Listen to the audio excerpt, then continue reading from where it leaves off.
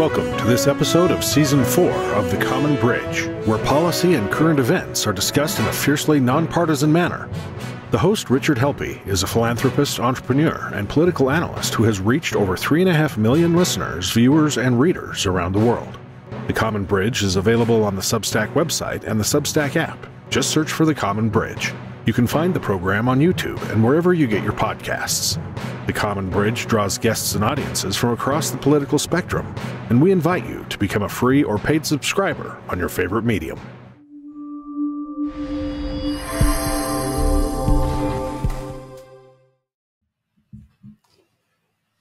Hello, I'm Rich Helppie, your host of Richard Helppie's Common Bridge. Today, for my viewers and listeners, I'm going to try something just a little bit different. Actually had a guest that had a schedule conflict, wasn't able to appear today, and I thought I've had some ideas rattling around in my head, so I made a few notes, and I'd like to share them with you today. I'm going to beg your forgiveness in advance, but here we go. I've been thinking about the way we celebrate birthdays, and think if on the occasion of someone's birthday that everyone who knew that person, whether it was on social media or, actually knew them in person, offered a critique of their life, a condemnation for their past mistakes, and contempt for their aspirations, and pointed out every time they had failed to live up to their own ideals. Basically the opposite of, hey, best wishes, happy birthday, we're glad you're here despite your imperfections, and clearly absent the hope you have many more birthdays to come. So I'm wondering, does that choice between birthday condemnation or birthday celebration apply to countries? So if you could create a country today from scratch, okay, clean sheet of paper, what type of country would you build? There's a lot of thought to it. How would you govern? How would you go about creating prosperity? How would you seek equality in your new country? What rules would there be? What opportunities would there be for a person just wants to better their own lot and perhaps the fortune of their families? What rights would the citizens have? What responsibilities would the citizens have? How would you choose leaders? How would the care of those in need be met? And how would, a personal initiative that leads to societal value be incentivized? And how would you protect your country against threats, both external and internal? Those are pretty big things. How much power would the government for your new country have? How would you keep that power in check to avoid tyranny? Remember, it's your country. You can design it any way you wish, including crowning yourself Royal Highness for life. Now consider this. If in your mind, when you're thinking about those questions, you said, well, I would not do this or I would not do Y, that's well and good, but in forming a new country, you do have to make affirmative statements about what you would do, what you would do, and how you would design its government. And suppose you wanted your country to be an ideal, not just something for you to use, but something that would last for hundreds of years. How would you do it? How would you document it? Kind of a tough job, isn't it? Well, we mark Independence Day of the United States of America because it was one of the pivotal times in creating a new country, a new and unique country, and that the creation of that new and unique country, in my humble opinion, is worth honoring and celebrating. Now, is the United States of America a perfect country? The writers of the Constitution knew it was not then, and presumably would know that today we are not yet a perfect country. Thus, The first words in the preamble to the Constitution do not claim to form a perfect country, but to, quote, form a more perfect union, an improvement over the monarchy they fought a bloody war with, an improvement over the odd lot of independent colonies. And that aspiration, forming a more perfect union, I think is something we should celebrate. Now, did our framers and founders get things 100% right in forming our new country? Well, that would be perfection. And let's face it, some sickening things did occur and do occur that we cannot and should not take our eyes from. Let's not shy away from the fact that African men and women were enslaved. The 12 United States presidents owned slaves, and that 8 owned slaves while in office. Black slaves sent south was a large-scale forced migration. That happened. Also, as early as 1700s, there were colonists opposed to slavery.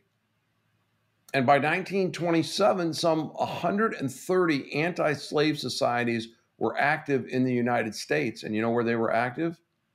In slave states in the South, for the most part.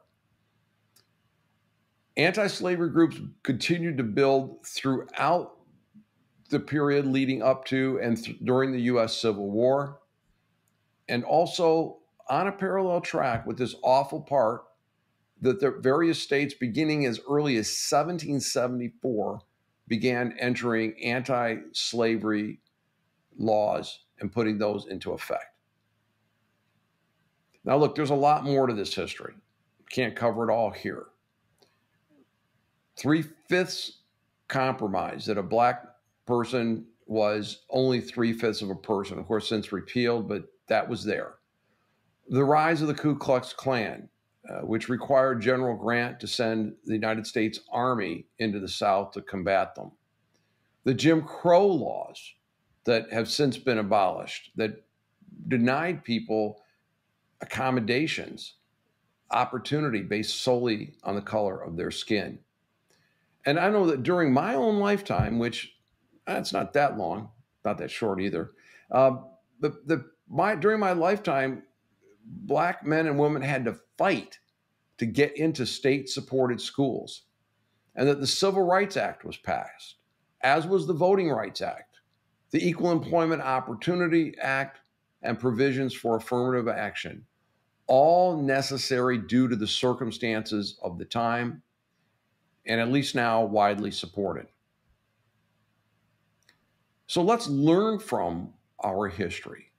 Let's look at it fearlessly, and let's understand that it's difficult, in fact, it's impossible to remedy imperfections in the past any more than it is or was possible to create a perfect society then or now. And also understand that scars from past discriminations linger, as do forms of current inequalities. That does not mean we should not strive for a more perfect union, nor does it mean that the aspirations of the framers and founders and their progress should not be celebrated. And I believe that the founders and framers would want us to continue eliminating any and all barriers to the fundamental right of each citizen to life, liberty, and the pursuit of happiness. All of us. Eliminate those barriers. Now consider this. At the time of the Declaration of Independence, the most powerful army and navy in the world were both arrayed against rebellious English subjects. Now, the British Army did not have F-15s or nuclear bombs, but they had the most modern weapons of war and the skills to use them. They wanted to subdue and eliminate the colonists declaring freedom from England. And the Redcoats committed atrocities against those they called treasonous. Without going into a great amount of detail. Punishment of traitors included hanging to the point of unconsciousness, then being revived and disemboweled. And that didn't end it. So when you have 56 brave and imperfect men who signed the Declaration of Independence, and they mutually pledged in that document that our lives and our fortunes and our sacred honor, these were not people unaware of the danger they faced or that they had little to lose. In fact, they were some of the most accomplished people of the time, and they had acquired great wealth. They knew they were taking on enormous risks, and they put everything on the line for the formation of their new country, a country based on ideas. And while not perfect, the United States of America has become the country known for its ingenuity. American inventions have changed the world for the better. America is envied for its freedom, for its rule of law, for its generosity, for its compassion. It's a beacon that beckons others to come to America to seek their fortunes. Lots of different people from lots of different places at many different times. And we can choose e pluribus unum, out of many one, or further and further micro divisions and antagonisms. So happy Independence Day, America. Let us all strive for a more perfect union together. Let's embrace the aspirations of the founders. Unless there is a better way and a new place to start a new country, let's accept the fact we're all here now. No matter if you came to this great country today, or if your ancestors immigrated 400 years ago, if your bloodline includes enslaved people, or perhaps your tribe hunted the forests, the operative question is, where do we go from here? The ideals are worthy. The structure and mechanisms for self-government are available to us.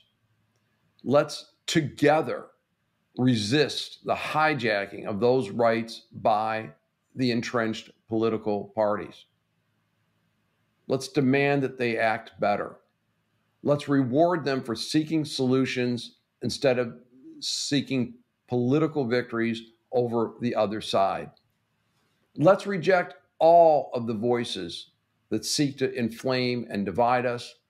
Let's embrace each other as human beings first, and then as Americans striving to create a more perfect union. The ideals and the aspirations that set the cornerstone of this country are worthy. They're worthy of being celebrated. Our history is worthy of being studied, and our future is worthy of working together to get to a better place. I hope you all have a great 4th of July, and God bless you, and God bless the United States. This is Rich Helppie signing off. Thanks for joining us on The Common Bridge. Subscribe to The Common Bridge on Substack.com or use their Substack app, where you can find more interviews, columns, videos, and nonpartisan discussions of the day. Just search for The Common Bridge. You can also find The Common Bridge on Mission Control Radio on your Radio Garden app.